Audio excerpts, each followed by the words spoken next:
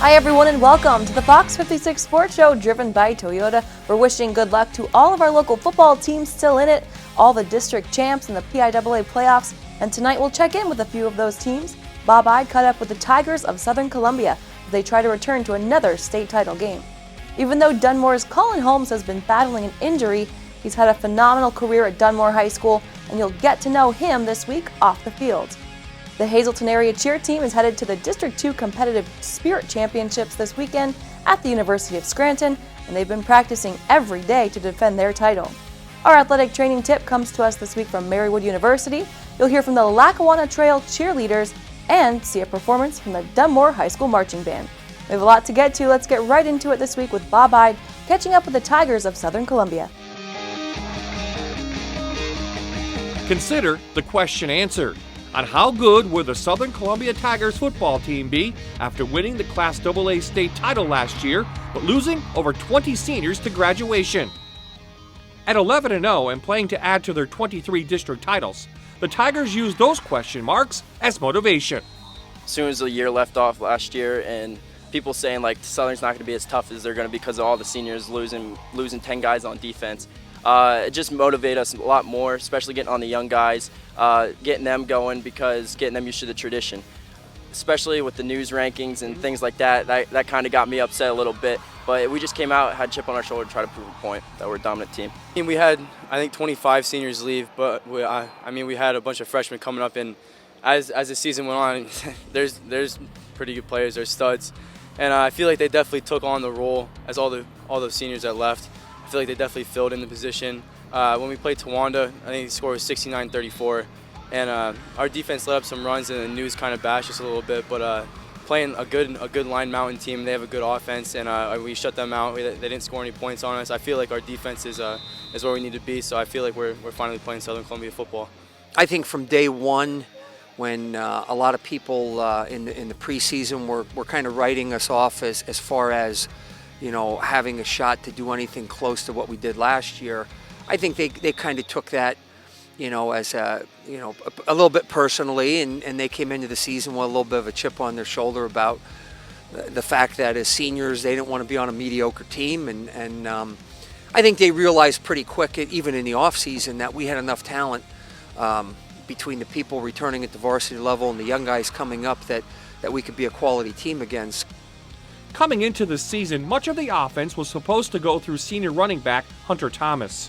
And with 916 yards rushing, for the most part, it has.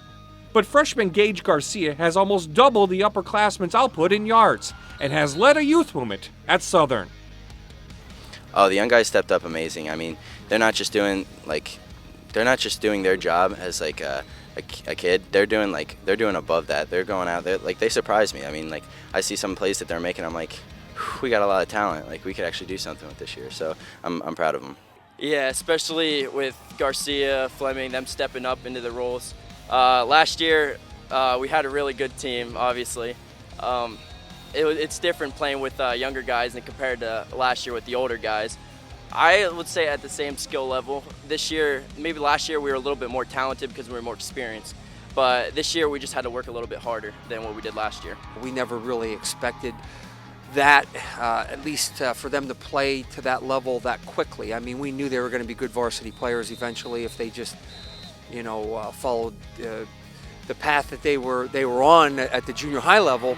But you just don't anticipate that you're going to have freshmen come in and play at the varsity level and do the things that some of these kids have done. So, well, Garcia and Fleming, I mean, the numbers they've put up, you know, at the varsity level, being freshmen, just tremendous seasons, both of them. Garcia's almost 1,500 yards rushing, something like 12 yards a carry, a lot of touchdowns. Fleming has close to 10 touchdowns on receptions, and he has 3 or 4 between interceptions and returns. Has 20-some yard average per catch. Has just been a big play guy for us in special teams and especially at wide receiver. So, you know, those two guys stepping in with a couple outstanding skill players we had last year, Cam Young and Hunter Thomas, really gave us just a real nice group of skill players, along with Stone Hollenbach, our quarterback, who's had an outstanding year. If Southern Columbia can add another district title to this ever-growing wall, they'll meet the winner of Schuylkill Haven and West Catholic in the second round of the PIAA 2A playoffs.